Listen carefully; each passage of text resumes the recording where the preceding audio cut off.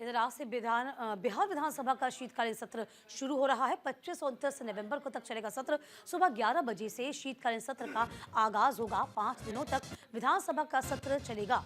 तो शीतकालीन सत्र के हंगामेदार होने के आसार भी नजर आ रहे हैं। तो बिहार शीतकालीन सत्र का आगाज होगा और बड़ी खबर आप तक पहुंचा रहे हैं।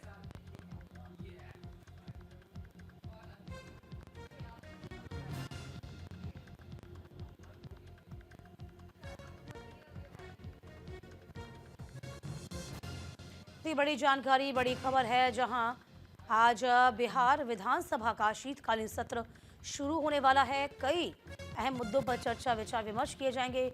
कई विधेयक, कई प्रस्ताव मंजूर किए जाएंगे। कई विधेयक प्रस्ताव पटल पर रखे जाएंगे। तो कहा जा रहा है कि यह हंगामेदार रह सकता है सत्र।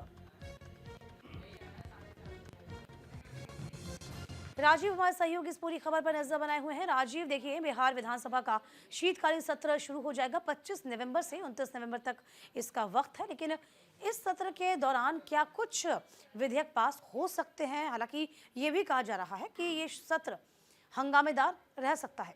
राजीव, देखिए, ये 2024 का शीतकालीन सत्र है और ये बहुत ही छोटा सत्र है। यानी 25 तारीख, यानी आज से शुरू होकर ये 29 तारीख को समाप्त हो जाएगा। और कहा जा रहा है कि इसमें मात्र 5 बैठकें होंगी। लेकिन इस बीच जो है, जिस प्रकार से बिहार में 4 सीटों पर उपचुनाव हुए हैं, उसको लेकर जो एनडीए की सरकार है यहाँ, वो उस उत्साह है। तो दूसरी तरफ जो विपक्ष है, वो कई मुद्दों को लेकर यहाँ हंगामा कर सकता है। इसके आसार है, क्योंकि यह कानून व्यवस्था को लेकर या स्मार्ट मीटर जो बिहार में लगाए गए हैं, उसमें कहा जा रहा है कि वो अधिक जो है बिजली बिल जो है दे रही है, जिससे आम आदमी परेशान है। तो इसको आरजेडी ने एक मुद्दा बनाया है। और चुनाव को लेकर के भी जो अगला चुनाव होने वाला है उसको लेकर, या भ्रष्टाचार का मामला है, या अधिकारी जैसे काम नहीं करते, तो ये तमाम चीजों को लेकर के जो विपक्ष है वो जो पक्ष को घेरने की तैयारी में है। हालांकि इसको लेकर के जो विधानसभा अध्यक्ष अनंत किशोर यादव ने सभी दलों के साथ बैठक करके हंगामा नहीं करने, मुद्दे की बात करने की अपील की है। और तमाम तरह की सुरक्षा की व्यवस्था की गई है। दोनों सदनों में सत्र चलना है, विधान परिषद में भी चलना है, विधानसभा में भी चलना है, तो उसको लेकर पूरी तैयारी की गई है। और आज चूंकि पहला दिन है, तो अध्यक्ष जो है उनका भाषण होगा। उसके बाद जो आज जो तरारी, रामगढ़ और इमामगंज और बेलागंज में जो उपचुनाव हुए हैं बिहार विधानसभा के, वो जो विधायक चुने गए हैं, नए विधायक चुने गए हैं, उनको शपथ दिलाई जाएगी।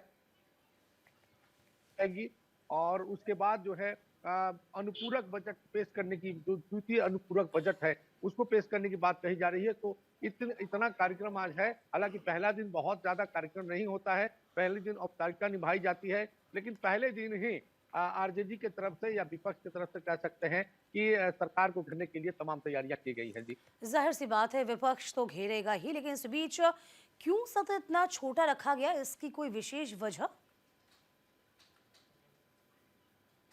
देखिए, ये परंपरा लंबे समय से चली आ रही है। विधानसभा का सत्र जो है छोटा नहीं होना चाहिए, क्योंकि ये तो जनता का मंदिर होता है। लेकिन ये कई सालों से इस पर सवाल खड़े होते रहे हैं कि जो विधानसभा का सत्र हो, चाहे शीतकालीन हो या ग्रीष्मकालीन हो, लंबा होना चाहिए।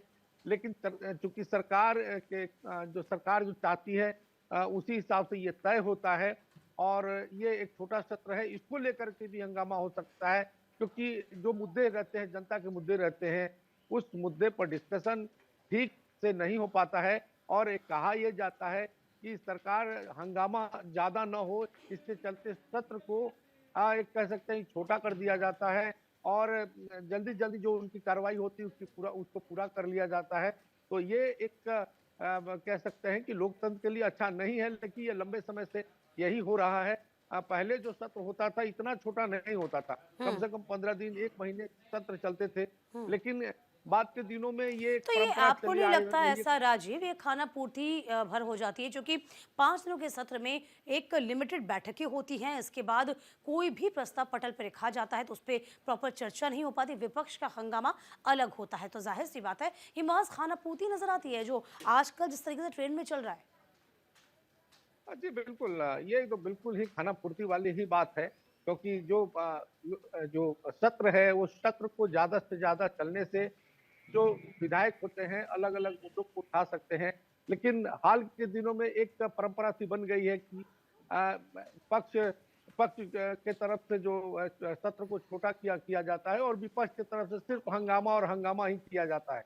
किसी हम्म। मुद्दे पे बात नहीं होती है और विधेयक भी पास होता है तो उसमें जो बिल्कुल विपक्ष जाहिर सी बात है, जनता की गाढ़ी की कमाई की वजह से ही ये सत्र संचालित होता और ये देखिए किस तरीके से धरा धरा ही रह जाता है। तमाम जो प्रस्ताव हैं उन पर बातचीत नहीं हो पाती है, तमाम कानून जो बनने वाले होते हैं उन पर कोई विचार विमर्श नहीं हो पाता। बहरहाल अब देखना ये बहुत दिलचस्प हो जाएगा कि ये सत्र किस तरीके से चल पाएगा, आहूत हो पाएगा। बहुत शुक्रिया राजीव आपका तमाम जानकारी देने के लिए।